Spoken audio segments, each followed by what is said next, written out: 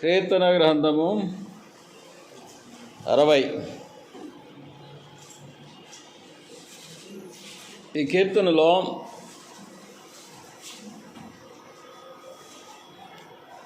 ఏడవ వాక్యం,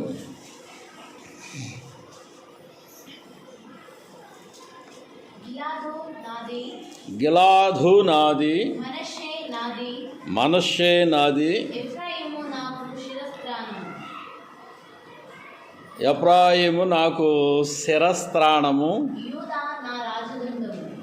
యోధా నా రాజదండము. సాల్. దీనిలో ఒక్క విషయాన్ని మీకు చెప్పగలను. గిలాదు, ఈ గిలాదు అనే శబ్దాన్ని మీరు ఎప్పుడు వినలేదు. దేవుని వాక్యంలో చదువుకుంటే ఈ గిలాదుని గురించి తెలుస్తుంది. ఏంటి గిలాదు అంటే,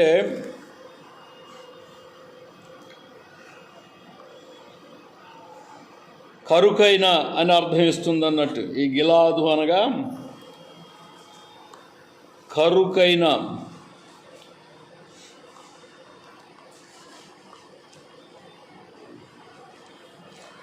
ఈ గిలాదు మనష్షే కుమారుడు మాకీరు అనువాని పుత్రుడు. అతడు ఒక గోత్రానికి మూల పురుషుడు అన్నట్టు. గాదు వంశస్థులలో ఒకడు.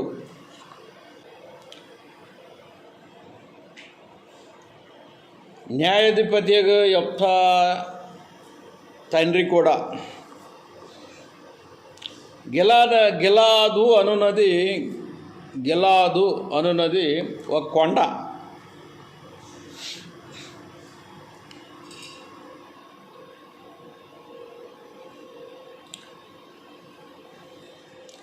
యోర్దానుకు తూర్పుగా నుండి దేశానికి పేరు. ఇన్నుండయండి ఈ గిలాదు యొక్క పరిస్థితులు. ఇంకా ఈ గిలాదును గురించి చెప్పబడింది ఏంటంటే, ఏలియా, తిష్బీయుడు ఏలియా గిలాదు కాపురస్తుల సంబంధి అని రాసింది వాక్యంలో.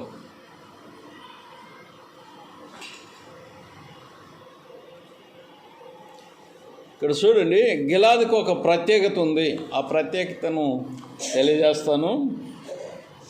గిలాదుకున్న ప్రత్యేకత ఏంటంటే, సుగంధ ద్రవ్యములకును మందు దినుసులకును ప్రసిద్ధమగు దేశమగుటసే.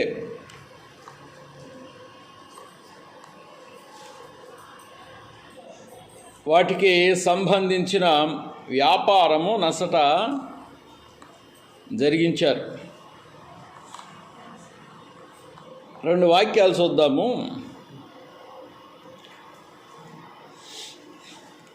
ఇర్మియా గ్రంథంలో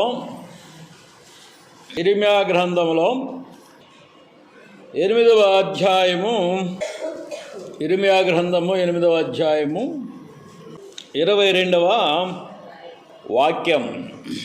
ఇర్మియా గ్రంథము,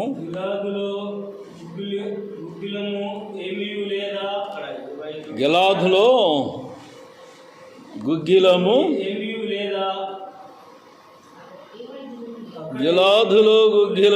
ఏమీయూ లేదా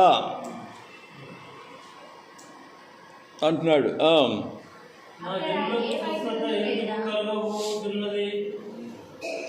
అక్కడ ఏ వైద్యుడును లేడా. తర్వాత, నా జనులకు స్వస్థత ఎందుకు కలుగకపోతున్నది. గమనించండి, 3 విషయాలు ఉన్నాయి ఈ గిలాద్ అనే ఆ పేరును బట్టి. 3 విషయాలు ఉన్నాయి. ఒకటి, గిలాదులో గుగ్గిలము ఏమీయూ లేదా. గుగ్గిలం అంటే అదొక మందు దినుసు అని తెలుసుకొనాలి. లేక సుగంధ ద్రవ్యములకు సంబంధించిన పదం అది. ఇక్కడ సందర్భమును బట్టి నా జనులకు స్వస్థత ఎందుకు కలుగక పోవుస్తున్నది, జనులకు స్వస్థత ఎందుకు కలుగక పోవుస్తున్నది. దాన్ని బట్టి, ఈ పదాన్ని బట్టి ఈ పై గుగ్గిలం అనే పదం మందు అయ్యింది. ట్యాబ్లెట్స్ అనుకో ఈ రోజుల్లో చూస్తే అదే గుగ్గిలాన్ని ఈ ట్యాబ్లెట్లు క్యాప్సిల్స్ కింద మనము వాటికి ఇన్ ప్లేస్ ఆఫ్ దెమ్, వాటి స్థానంలో ఈ గుగ్గిలాన్ని తీసుకొనాలి. స్వస్థత కలుగటలేదు. పై నుంచి చదువుకుంటూ వస్తే 18వ వాక్యం నుంచి, నా గుండె నా లోపల ఏమవుతుంది, సొమ్మసిల్లుస్తున్నది. గుండె లోపల సొమ్మసిల్లుస్తున్నది. తర్వాత నేను దేని చేత దుఃఖోపశాంతి నొందుదును, యెహోవా సియోనులో లేకపోయినా, ఆమె రాజు ఆమెలో లేకపోయినా అని బహు దూరదేశము నుండి నా ప్రజల రోదన శబ్దము వినబడుతున్నది. విగ్రహముల చేతను అన్యమైన మాయా రూపముల చేతను నాకేలా కోపము తెప్పించిరి. కోతకాలము గతించి ఉన్నది, గ్రీష్మకాలము జరిగిపోయెను, మనము రక్షణ నొందకయే ఉన్నాము అని చెప్పుదురు. నా జనుల వేదనను బట్టి నేను వేదన పడుస్తున్నాను, వ్యాకుల పడుస్తున్నాను, ఘోర భయము నన్ను పట్టి ఉన్నది. ఇదండి, ఇదంతా స్వస్థత కావాలి.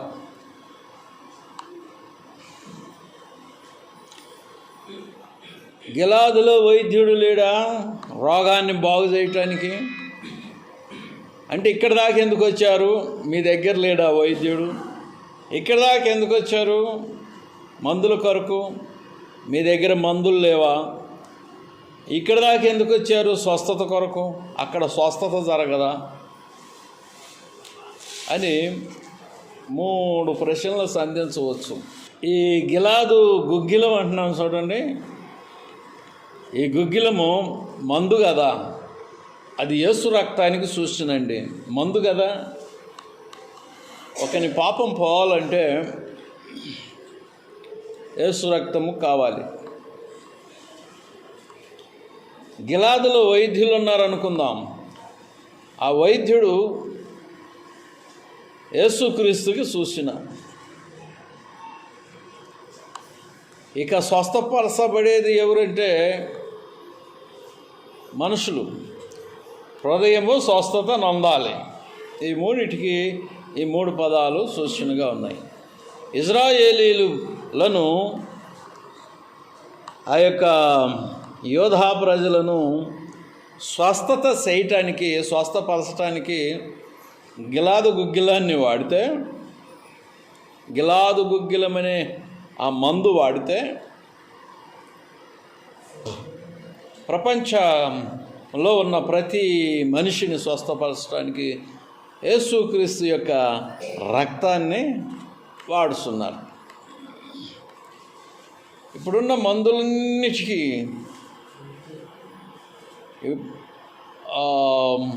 ఉత్పత్తి స్థానం ఏంటంటే యేసు యొక్క రక్తమే. ఈ గుగ్గిలానికి కానీ ఇప్పుడు తయారయ్యే మందులకు కూడా. ఒక వృక్షం ఉంది. ఆ వృక్షం యొక్క ఆకులు మనుషులను స్వస్థత చేస్తాయి, మనుషులను స్వస్థపరుస్తాయి. ఎక్కడుంది ఈ చెట్టు అంటే ప్రకటన గ్రంథము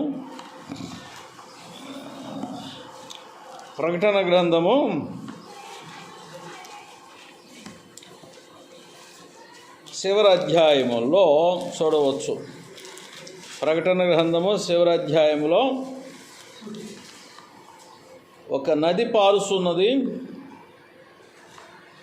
2వ వాక్యం, 22వ అధ్యాయము 2వ వాక్యంలో రాసిపెట్టింది. ఆ పట్టణపు రాజవీధి మధ్యను ప్రవహించుట, ఒక నది ప్రవహించుట జీవజలముల నది ప్రవహించుట, సింహాసనము నుండి జీవజలముల నది ప్రవహించుట, జీవజలముల నది దేవుని యొక్కయు గొర్రెపిల్ల యొక్కయు సింహాసనమునొద్ద నుండి పట్టణపు రాజవీధి మధ్యను ప్రవహించుట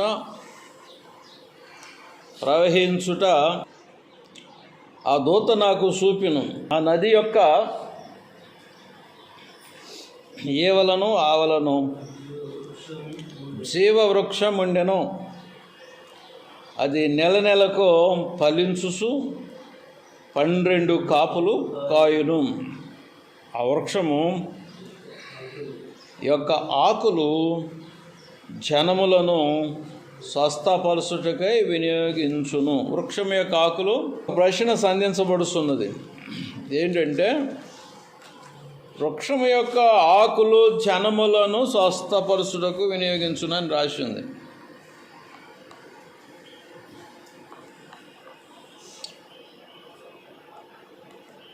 ఇది ఎక్కడ జరుగుతున్నదంటే, ఈ సందర్భము ఈ 22వ అధ్యాయం యొక్క సందర్భము వేళ్ల రాజ్యం ప్రారంభమైంది. ప్రభు స్వస్థపరుచువాడని బైబిల్ చెబుతున్నది కదండి. ప్రభు స్వస్థపరుచువాడు, బాగు చేయువాడు రోగాలను కదా. ప్రభు అయిన యేసుక్రీస్తు సింహాసనం మీద కూర్చున్నాడు. ఆ సింహాసనం మీద కూర్చున్నాడు కదా. సింహాసనం యొద్ద నుండి జీవజలాల నది వస్తూ ఉన్నది. ఆయన ప్రత్యక్షంగా ఉన్నాడు అక్కడ. సింహాసనమునొద్ద నుండి జీవజలాలు వస్తున్నవి. ఆ జలాల్ని త్రాగి దాహం తీర్చుకుంటారు. దాహం ఉండవు. యేసుక్రీస్తు ప్రభు ప్రత్యక్షంగా కనపడుతున్నాడు కదా. అలాగైతే ఈ చెట్టు యొక్క ఆకులు మనుషులను స్వస్థపరచటము ఏమిటి? ప్రభువే ప్రత్యక్షంగా ఉన్నాడు కదా. స్వస్థత ఎందుకు? రోగం ఉంటేనే కదా స్వస్థత కదా. మరి రోగము ఉన్నప్పుడు స్వస్థతకి ఈ ఆకులు వినియోగిస్తారు. రోగం ఉంటేనే కదా మందులు, మాకులు, వైద్యులు, పేషెంట్లు, హాస్పిటళ్ళు ఇవన్నీ ఉన్నాయి. ఇక్కడ చూస్తున్న సందర్భాన్ని బట్టి ప్రభు ప్రత్యక్షంగా స్వస్థపరిచేవాడు ఎదురుగుండగా మళ్ళీ ఆకులు ఎందుకు? ఈ దినాల్లో చూస్తే స్వస్థతకి ఎక్కువ ప్రిఫరెన్స్ ఇస్తున్నారు కదండి. రోగాలు బాగు కావటానికి ఎక్కువ ప్రిఫరెన్స్. వాక్యమునకు మాత్రం ప్రిఫరెన్స్ లేదు. వాక్యానికి ప్రాముఖ్యత ఇవ్వట్లేదు. ఎక్కడ స్వస్థత జరిగితే జనాలు అక్కడికి పరిగెత్తుతున్నారు. నేను ఈ మందిరంలో స్వస్థత ప్రార్థన చేసినన్ని రోజులు, దయ్యాలు ఎల్లగొట్టుస్తున్నన్ని రోజులు జనం పొర్లుకొని వచ్చేవాళ్ళు. ఎప్పుడైతే ఉపవాస ప్రార్థనలను చేయటం ఆఫ్ చేశానో, నా ఆరోగ్యం సరిగ్గా లేక ఆ స్వస్థత కొరకు వచ్చేవాళ్ళందరూ ఆగిపోయారండి. కాస్త వాక్యం మీద ఆసక్తి కలిగిన వాళ్ళు వస్తూ ఉన్నారు, వస్తూ ఉన్నారు. వాక్యం మీద ఆసక్తి కలిగిన వారు. ఒకటికి తలనొప్పి బాగైంది అనుకుందాం, మరెన్నటికి తలనొప్పి రాదంటానికి వీల్లేదే. ఇప్పుడు బాగైంది, మళ్ళీ అతను ఏం చెప్తాడంటే ట్యాబ్లెట్కి ₹1 పెట్టాలా. ట్యాబ్లెట్ కొనాలంటే తలనొప్పి వేసుకోవటానికి ₹1 పెట్టాలా. పాస్టర్ ప్రార్థన చేసిన, ఎత్తిన చేయబెట్టి ప్రార్థన చేసినా, దూరంగా ఉండి ప్రార్థన చేసినా వట్టికినే పోద్ది, ₹1 మిగులుద్ది. అందుకని ఆ వట్టిగా ఉచితంగా వచ్చే స్వస్థత పొందటానికి మనుషుడు ప్రిఫరెన్స్ ఇస్తున్నాడు. ఒకసారి బాగైందంటే నిన్ను ప్రభువులోకి నడిపించడానికి, మరొకసారి బాగా కావాలని అక్కడ రూల్ లేదు. ఏం చేయాలి మరి? మందులు వాడుకోవాలి. యేసు ప్రభు స్వస్థత చేస్తున్నాడని ఒక ఆయన ఏం చేసాడంటే స్వస్థత పరుస్తున్నాడు అని అందరినీ ఈయన కూడా స్వస్థత చేయటం ప్రారంభించాడు. ఈయన ప్రార్థన చేయటం ప్రారంభం చేశాడు. ప్రార్థన చేస్తూ అందరికి స్వస్థత ఇస్తున్నాడు అక్కడక్కడ. పైగా ఆ స్వస్థత పొందిన వాళ్ళు ఇళ్ళకి వెళ్ళి 5,000, 3,000 లేక ఎంత రాబడి వాళ్ళు ఇవ్వగలిగితే అంత తీసేసుకుంటాడు. డైరెక్ట్గా అడుగుతుండు కూడా ఆ స్వస్థత పొందిన వాళ్ళ దగ్గర నుంచి. కానుకలు కావు. కానుకలు అంటే ఏంటంటే నీ ఇష్టపూర్వకంగా దేవునికి సమర్పించేది కానుక. ఈయన డిమాండ్ చేసి అడుగుతున్నాడు. ఈరోజు ఏమైంది, ఆయన కాలు డ్యామేజ్ అయింది. ఇప్పుడు ఎవరు స్వస్థత చేయాలా? ఇప్పుడు స్వస్థత అంటున్నాం కదా, స్వస్థత వరం అంటున్నాం. కాలు డ్యామేజ్ అయింది, పోతుంటే దారిని పోతుంటే కారులో పోతుంటాడు కదా, యాక్సిడెంట్ అయింది, తీసిపోయి హాస్పిటల్ వేయాలి. ఇప్పుడు ఎవరు స్వస్థత చేయాలా? ప్రభు దిగి రావాలా అక్కడికి? వచ్చాడా? డాక్టర్ కట్టుకట్టి అక్కడ మందులు ఇచ్చాడంటారా? ఎముకిరిగిపోయింది కాలు ఎముక. స్వస్థత చేసే ప్రార్థనాపరుడైన దైవజనుడు చేస్తున్న దైవజనుడు చేసే స్వస్థతలు ఉంటాయి చూడండి. ఆ స్వస్థతలన్నీ ప్రజల మీద ప్రయోగం చేసి ప్రజలను ఆకర్షిస్తారు కదా ప్రభు వైపు. ఆయనకే యాక్సిడెంట్ అయింది, హాస్పిటల్లో పోయి ఉన్నాడు. ఇప్పుడు ఎవరు స్వస్థత చేయాలా? కాలు ఇరిగింది, ఆ కాలు ఎముకని కట్టాలా? అట్లనే దేవుడు స్వస్థపరుస్తుడు వాళ్ళే అని చెప్పేసి వదిలిపెట్టిపోవాలా? దేవుడు స్వస్థత చేస్తాడని వదిలిపెట్టేసి వెళ్ళిపోవాలేక? అయితే దేవుడు చూసుకుంటాడు, నువ్వు అందరినీ స్వస్థత చేస్తున్నావు కనుక ఇప్పుడు నీకు కూడా స్వస్థత దేవుడు చేస్తాడు అని అందరూ వదిలేసి వెళ్ళిపోవాలి. అంతేనా? ఇక్కడ 2 భాగాలు ఉన్నాయండి. ఒకటి దేవుడు చేసే క్రియ, ఒకటేమో మనుషులు చేసే క్రియ. ఈ 2 భాగాలు ఈ వాక్యంలో ఇమిడి ఉన్నాయి. ప్రకటన గ్రంథం 22 తర్వాత ఈ యొక్క ఇర్మియా గ్రంథంలో చెప్పబడిన విషయంలో 2 భాగాలు ఉన్నాయి. మనుషుడు చేసే క్రియ, దేవుడు చేసే క్రియ. ఒక భాగమేమో ఈ భూమిలో నుంచి వచ్చే ప్రతి వస్తువు దేవుని సృష్టి. ఏ ట్యాబ్లెట్ అయినా కూడా, ఆకైనా పండైనా ఏదైనా సరే అదంతా దేవుని సృష్టి. భూమిలోంచి వచ్చేది ఉత్పత్తి. అక్కడ పోయి కట్టు కట్టించుకుంటాడు చూడండి, అక్కడ ట్యాబ్లెట్ వేస్తాడు చూడండి, అక్కడ ఏమి లోపం అవుతుందో ఆ ట్యాబ్లెట్ వేస్తాడు, ఆ కాలు బాగవుతుంది, విరిగిన కాలు. అవునా? ఎట్టి పరిస్థితుల్లో నన్ను అట్టి వ్యక్తి భూమి మీద జీవించకూడదంటే ఇక ఆ మందు పని చేసి చచ్చిపోతాడు. ఎట్టి పరిస్థితుల్లోనైనా అటు వ్యక్తి దేవుని పనిని ఇక ముందుకు కొనసాగించాలని దేవుని ఉద్దేశం ఉంటే ఈ మందు ద్వారా బాగా కావచ్చు, లేకపోతే దేవుడు డైరెక్ట్గా దిగొచ్చి అక్కడ స్వస్థత ఇస్తాడు అన్నట్టు. అందుకని ఈ జనాలు ఏం చేయాలంటే దేవుని సేవకుడి మీద గురి పెట్టుకొనకూడదు. దేవుని సేవకుడి మీద గురి పెట్టుకొనకూడదు. మరి ఏం చేయాలి? వాళ్ళు దేవుని మీద ఆధారపడాలి. ప్రతి విశ్వాసి దేవుని మీద ఆధారపడాలి, దేవుని కొరకు ఎదురు చూడాలి. అలా నేర్చుకోవాలి. కానీ మనుషుల వైపు చూసి మోసపోకూడదని నా ఉద్దేశం. దేవునికి స్తోత్రములు. దైవజనులు అనబడిన వారు కూడా హాస్పిటల్ పాలవుతారు. దైవజనులు కూడా, పాస్టర్లు కూడా హాస్పిటల్ పాలవుతారు. వాళ్ళు కూడా మట్టి మనుషులే. కొందరు ఏం చేస్తారంటే దైవజనులను, దైవ సేవకులను మన దేవుని స్థానంలో వాళ్ళని దేవుణ్ణి పూజించినట్టు పూజ చేస్తుంటారు. అది చాలా శుద్ధ తప్పు. మనిషే, మట్టి మనిషి కనుక దేవునికి స్తోత్రములు. ఇక్కడ వాక్యం, ఇంకొక వాక్యం చూద్దాము. ఇర్మియా గ్రంథము 46వ అధ్యాయంలో 11వ వాక్యము. ఇక్కడ చూడండి, ఐగుప్తు కుమారి కన్యక గిలాదునకి వెళ్ళి గుగ్గిలము తెచ్చుకొనుము, విస్తారమైన ఔషధములు తెచ్చుకొనుట వ్యర్థమే, నీకు చికిత్స కలుగదో. చాలు. చూడండి, విస్తారమైన ఔషధాలు తెచ్చుకుంటారు, నీకు చికిత్స కలగదు. కారణం ఏంటి? ఐగుప్తు కుమారి కన్యక గిలాదునకు వెళ్ళి గుగ్గిలము తెచ్చుకొనుము. అందుకని నీకు చికిత్స కలగదు కనుక ఈ గుగ్గిలం వలన, ఈ మందుల వలన నువ్వు చేయవలసింది ఏంటంటే, ఐగుప్తు కుమారి పశ్చాత్తాప పడవమ్మా అని చెప్పేసి ఆయన అంటున్నాడు అన్నట్టు.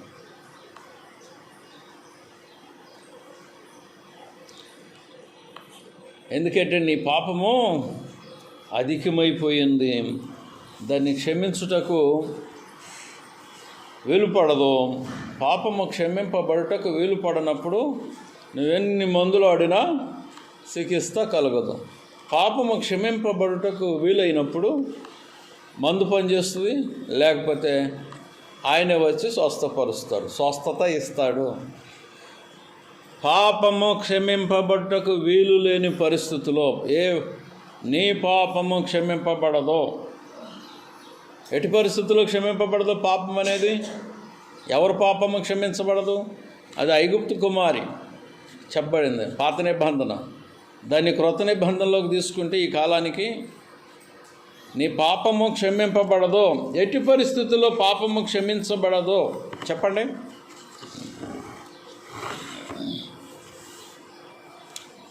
నీ పాపము క్షమింపబడుటకు వీలు పడదు. ఎట్టి పరిస్థితుల్లో? క్షమింపబడని పాపము కలదు.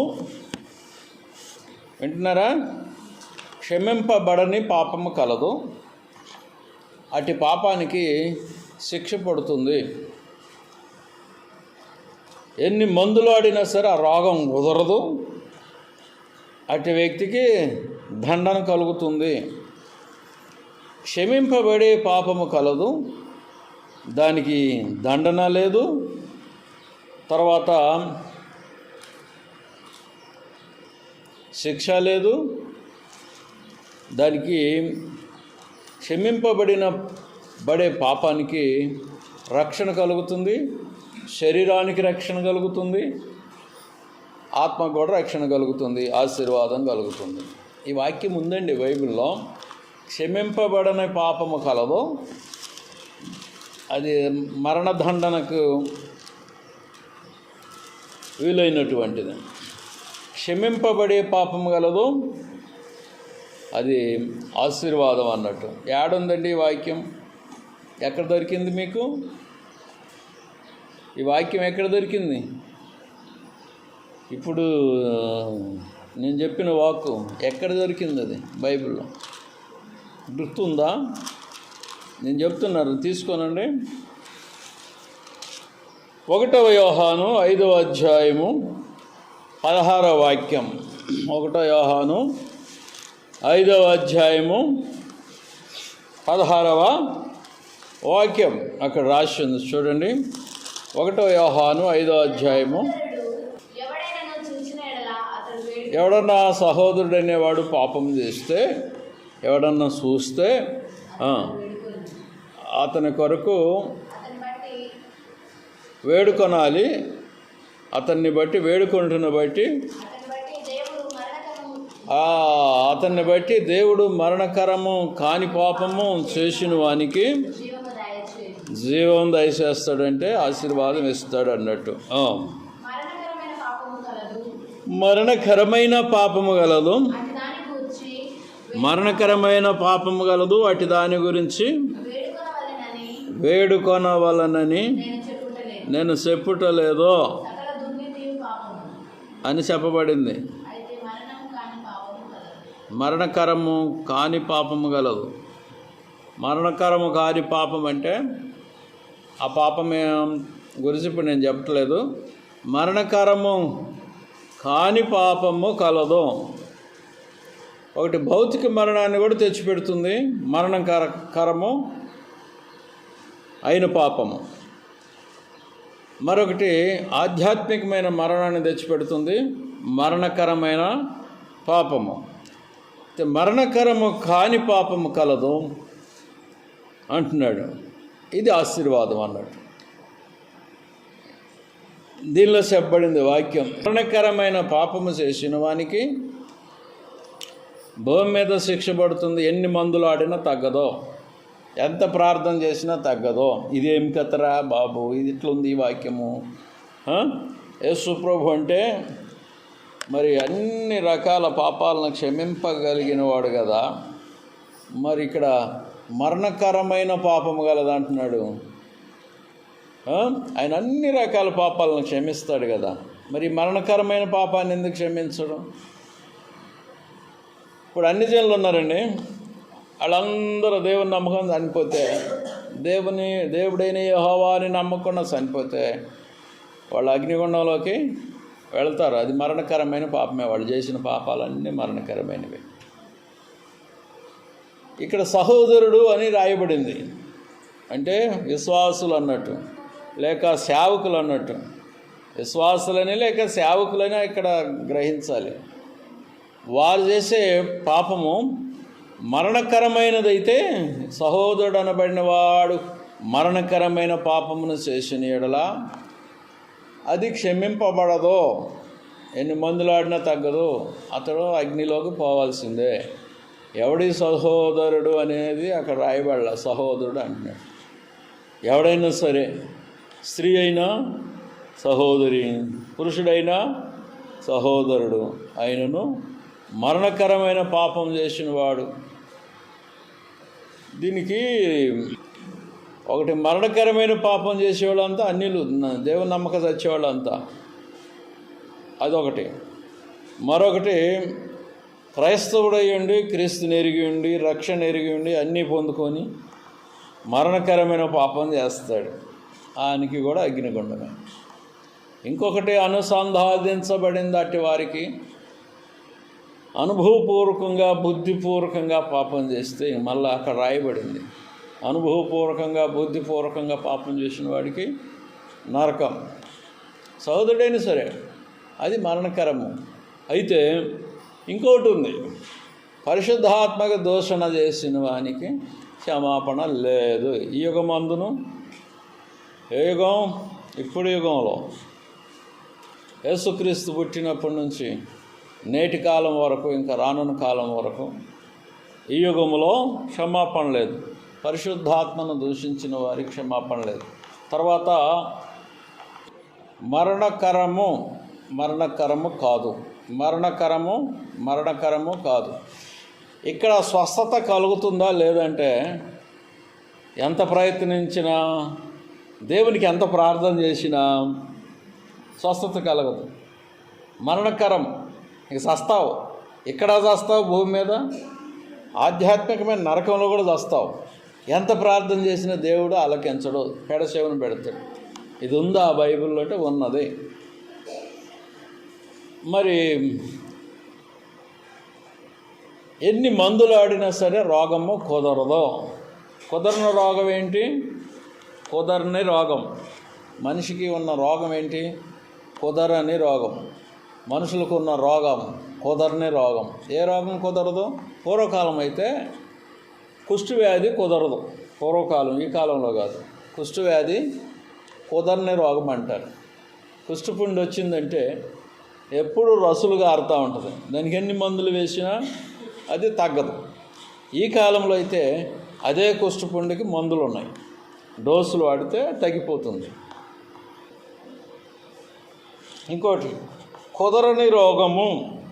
కుదరని రోగం అనగా మీకు తెలుసా? ఒకటి చెప్పే కదా, అది మీరు చెప్పకూడదు. కుదరని రోగం అనగా చెప్పండి. కుదరని రోగం ఏంటి? మనిషికి ఉన్న రోగం చెప్పలేరా? అందుకే పాలు తాగేవాళ్ళు అన్నది. ఎదుటి ప్రశ్న వేస్తే ఆన్సర్ చెప్పలేరు, ఆన్సర్ చెబితే ప్రశ్న వేయలేరు. కుదరని రోగం ఏంటి? చెప్పాను కదా. కుదరని రోగం ఏంటి? అది చెప్పకూడదు. మనిషికున్న కుదరని రోగం ఎన్నిసార్లు చెప్పినా ఈ మనిషికి బుద్ధి కలగదు, జ్ఞానం రాదు, తెలివి రాదు, దద్దమ్మ. 100 సార్లు మొత్తుకో, 1000 సార్లు మొత్తుకో, ఎప్పుడు ఎత్తినదే మరలా ఎత్తబోకని ఎన్నిసార్లు చెప్పినా బుద్ధి రాదు, జ్ఞానం రాదు. ఈర్ష్య, అసూయ ఉంటుంది లోపల. ఆ వ్యక్తికి ఎంత బోధించినా, ఎంత జ్ఞానం కలిగించినా మూర్ఖుడు కనుక అది అబ్బదు. చెప్పింది తెలివిలోకి రాదు, చెప్పటం వేస్ట్ అన్నట్టు. దేవుని వాక్యము ఒక విషయాన్ని ప్రస్తావించుతున్నది. గిలాదు గుగ్గిలము, గిలాదులో గుగ్గిలం ఉంది, గిలాదులో వైద్యుడు లేడా, ఇక్కడికి ఎందుకు వచ్చారు అన్నట్టుగా మాట్లాడుతున్నాడు. మా దగ్గరికి ఎందుకు వచ్చారు, మా దగ్గర వైద్యులు కంటే మీ గిలాదు వైద్యుడే బాగున్నాడు కదా అన్నట్టుగా మాట్లాడుతున్నాడు. ఇక్కడ చూడండి, కుదరని రోగం ఉందండి. ఆ రోగాన్ని ఎవరు కుదర్చలేరు భూప్రపంచం మీద, ఎవరి చేత కాదు, దేవతల వల్ల కూడా కాదు, ఒక్క యెహోవా వలన మాత్రమే అవుతుంది. భూమి అందును, ఆకాశం అందును, నీళ్ళ క్రింద అందును ఎవరి వలన కాదు రోగాన్ని కుదర్చటం. ఆ రోగం పేరేంటి? కుదరని రోగం ఏంటి? ఎందుకు ప్రశ్నకు ఆన్సర్ ఎందుకు చెప్పలేకపోతున్నారు? ఏంటిదమ్మా అన్నవా? పాపము అన్నవా? అదొక పిలక పాపంలో. ఈర్ష అంటే, ఈర్ష అనగా పిలక అంటారు దాన్ని, పాపం యొక్క పిలకలై. కుదరని రోగం ఏంటి? మనిషిని పీక తినే రోగం, లోపల నలిపేసే రోగం ఏంటది? ఆ బుద్ధి చెబుతుంది. ఎందుకని ఆలోచన రావట్లేదు నాకు అర్థం కాల. మనిషికి ఉన్న రోగం ఏంటంటే పాపం అండి. మనిషికి ఉన్న రోగము పాపం. దానికి ఉన్న పిల్లలో అన్నీ ఏంటంటే ఈర్ష, ద్వేషము, పగ, కక్ష. పాస్టర్ని లేపేయాలి ఈరోజే, బాన్సోడ్ నుంచి పారదోలాలా, లేకపోతే లేకుండా చేసేయాలా, ఆయనకున్న మందిరాలు అన్నీ మేమే తీసేసుకోవాలా, లేకపోతే ఇళ్ళు వాకిళ్ళు ఏమైనా ఉంటే తీసేసుకుని భూమి మీద లేకుండా పంపేసేయాలా. ఇలాంటివి ఎక్కడ జరుగుతాయి చెప్పాలా? గుంటూరు జిల్లాలో బాగా జరుగుతాయి. ఫాదర్ను లేపేస్తారు, బిషప్ని కూడా చంపేస్తారు. ఎలక్షన్ ఒకటి పెడతారు, పోటీ పెట్టి చంపుకోవటం కూడా ఉంది రాజకీయంలాగా. ఈర్షలు, కక్షలు, పగలు ఇవన్నీ పాపం యొక్క పిలకలై. పిలకలు అంటే పిల్లలు. ఈ గిలాదులో నుంచి గొగ్గిలం తెచ్చినది పని చేయదు అంటున్నాడు. గిలాదు నుంచి గుగ్గిలం తెచ్చినది పని చేయదు పాపాన్ని కుదర్చడానికి అంటాడు. ఐగుప్తు కుమారి, నువ్వు మందు తెచ్చుకోవడం వేస్ట్, డాక్టర్ దగ్గర పోవటం వృధా. మీలో కొందరికి నేను చెప్పేది ఏంటంటే, నువ్వు ఎంత బాధ ఉన్నా, ఈ బాధ విన్నా, నా బాధ విన్నా నీకు మాత్రం బుద్ధి జ్ఞానము రాదు. కారణం ఏంటి? నువ్వు ఒక గుర్రానివి. ఏమంటావు? ఆ గుర్రానికి కళ్ళెం వేయకపోతే అది వినదు కదా. కళ్ళెం అంటేనే గుర్రం వింటుంది, మీద కూర్చుంటే గుంజుతుంటే కదా. గుర్రానికి కళ్ళెం కావాలా, ముక్కుకి ముక్కుతోడు కావాలా. మనిషి అలాంటి వాడండి. మనిషి క్రూరమైన వినడు. సేవకుని యొక్క ధీరత్వము, సాధుత్వము, దయాళుత్వము, కనికరము, పాస్టర్ అంటే ఏంటి అని కూడా అవగాహన లేని వాళ్ళు ఉన్నారు ప్రజల మధ్య. అలాంటి వాళ్ళకి ఏం జరుగుతుందంటే ముక్కుతాడు పడుతుంది. ముక్కుతాడుతో గుంజుతుంటే నొప్పికి ఆట ఆడుతుంటుంది గుర్రం కదా. అందుకని మనిషికి ఉన్న పాపం అనేది ఏం చేస్తుందంటే, ఈ యొక్క లోపల ఉన్న పిలకలన్నింటిని అప్పుడప్పుడు పైకి రేపుతూ ఉంటుంది. పిలకల్ని రేపుతూ ఉంటుంది అంటే ఏంటి? అసూయని, కక్షల్ని, కార్పణ్యాలని రేపుతూ ఉంటుంది. కనుక దేవునికి స్తోత్రములు. అక్కడ గుగ్గిలం పనిచేయదు అంటున్నాడు. ఐగుప్తు కుమారి 46:11 వాక్యంలో, ఇప్పుడు 46:11 వాక్యంలో ఏమంటున్నాడు? ఇర్మియా గ్రంథంలో ఐగుప్తుకు మళ్ళీ చదవండి. ఐగుప్తు కుమారి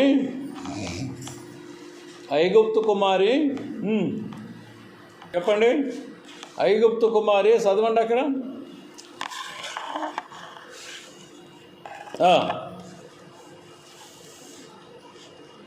46:11 వాక్యం ఇర్మియా.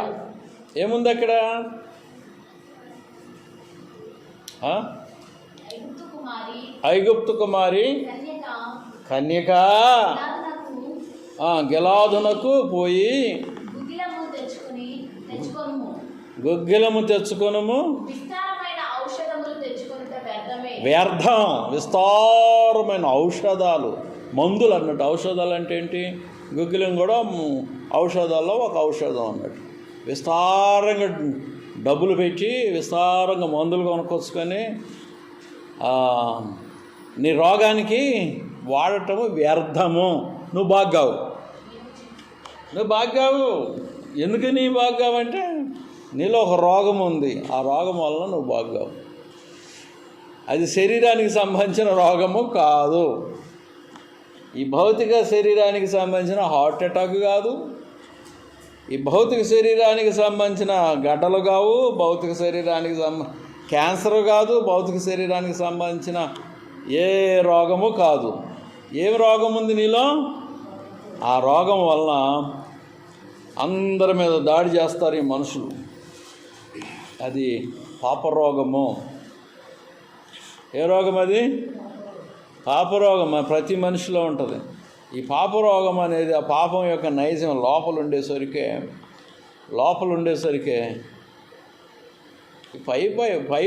పై మందులు పనిచేయవు. దీనికి క్రొత్త నిబంధనకు వచ్చేసరికి పాత నిబంధనలో ఆ రోగాన్ని తగ్గించడానికి ధర్మశాస్త్రాన్ని వాడేవాడు. అయినా కూడా నువ్వు బాగ్గావు అంటున్నాడు. ధర్మక్రియల వల్ల నువ్వు బాగ్గావు. క్రొత్త నిబంధనకు వచ్చేసరికి యేసు యొక్క రక్తము వాడాడు. యేసు రక్తం వలన ఆ అంతరంగ రోగము, ఆ పాప రోగము, పాప పిలకలు అన్నీ చచ్చిపోతాయి అన్నట్టు. కోసేయబడతాయి, తీసేయబడతాయి, నాశనం అవుతాయి. అంతరంగం పాపంతో నింపబడింది. కొందరు అనుకున్నారు బాప్తిసం పొందగానే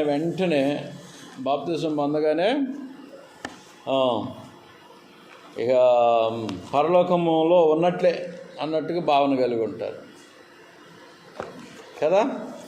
బాప్తిసం పొందగానే పరలోకంలో ఉన్నట్టే. ఇక బాప్తిసం పొందారు, కానీ ఈ ఆరాధన క్రమంలో నడవాలని వాక్యం చెప్తుంది కదా. ఆరాధన క్రమంగా నడుస్తుంటే నిన్ను వాక్యం ఏం చేస్తుందంటే కంట్రోల్ చేస్తూ ఉంటుంది. నీ వ్యవస్థని, నీ శరీరాన్ని దేవుని వాక్యము కంట్రోల్ పరుస్తుంది.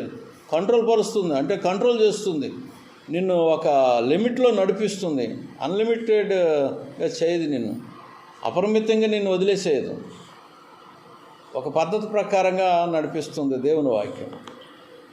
ఆరాధన క్రమంలో నడిస్తే, క్రమానికి లొంగితే, వాక్యానికి లొంగితే యేసు రక్తం అనేది పనిచేస్తుంది.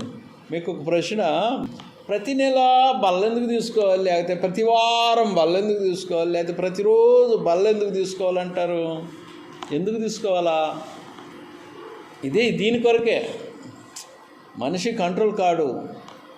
రక్షింపబడినా కూడా ఇతరుల మీద ఎగురుతుంటాడు. రక్షించబడినా కూడా వాళ్ళ మీద యుద్ధానికి వెళ్తుంటాడు. అప్పుడప్పుడు రక్షించబడినా కూడా, బాప్తిసం పొందుకున్నా కూడా మధ్యలో జారిపోవచ్చు. మధ్యలో దేవుని యొక్క సన్నిధికి నడుస్తున్నా కూడా ఎక్కడెక్కడో పల్టీలు కొడుతుంటాడు మానవుడు, రక్షణ పొందినోళ్ళు కూడా. అందుకని బల్ల ఒకటి ఏర్పాటు చేసి, ప్రభు బల్లని, అక్కడ పశ్చాత్తాపడటానికి ఒక అవకాశం ఇచ్చాడు అన్నట్టు. యేసు రక్తము తీసుకుంటే అక్కడ ఏదో దీవెన కలుగుద్దని చెప్పబడింది. అయితే అక్కడ యేసు రక్తం దగ్గరికి వచ్చినప్పుడు వాళ్ళ లోపాలని, హృదయం యొక్క నెమ్మది లేనితనాన్ని ఒప్పుకుంటారు, మళ్ళా పూర్ణ శాంతి పొందుతారు. అందుకని ఆ క్రమానికి అలవాటు పరిచాడు అన్నట్టు. ఎన్నో అతిక్రమాలు ఉంటాయి. ఒక బాప్తిసం పొందగానే దేవుని రాజ్యంలో ఉంటామని చెప్పబడలేదు అక్కడ. ఆయన చెప్పాడు, స్నానం చేసిన వాడు కాళ్ళు కడుక్కుంటే చాలు అంటాడు. అంటే ఎప్పుడో ఒకసారి కాళ్ళు కడుక్కోనాలి. సంవత్సరానికో 6 నెలలకో కాళ్ళు గడకబడుతుంది, నడతలు గడుక్కోబడుతుంది. బల సమీపించినప్పుడు తాము ఒప్పుకొనబడుతుంది. తమకున్న దోషాలు ఏమైనా హృదయాన్ని అశాంతి చేస్తే వాటిని ఒప్పుకొని తీసుకొనబడుతుంది. దేవునికి స్తోత్రములు. కనుక ఎన్నో ఉన్నాయండి, క్రమాలు ఉన్నాయి. దేవుని వాక్య క్రమము రాయబడింది ఇక్కడ, దాని ప్రకారంగా నడుచుకోనాలని చెప్పబడుతుంది. దేవునికి స్తోత్రములు. గుగ్గిలం పనిచేయదు, మందులు పనిచేయవు, మందులు పనిచేయవు, సూదులు పనిచేయవు. ఈ భౌతిక రోగం కాదు, అందుకని మందులు పనిచేయవు. భౌతిక రోగానికి కొన్ని మందులు పనిచేస్తాయి, కొన్ని పనిచేయవు. తగ్గకపోతే చచ్చిపోతారు. కనుక దేవునికి స్తోత్రములు. గిలాదులో గుగ్గిలం లేదా? గిలాదులో వైద్యుడు లేడా? గిలాదులో స్వస్థత చేసేవారు లేరా? స్వస్థత కలగదా అంటున్నాడు. గిలాదు గుగ్గిలం అంటారు. పాపరోగానికి మందు, పరిగెత్తి తినకుంటే దొరకదిక మందు, పాపరోగానికి మందు అని పాట రాశారు. యేసు రక్తమే ఆ పాపరోగానికి మందని రాశారు అన్నాడు. దేవునికి స్తోత్రములు.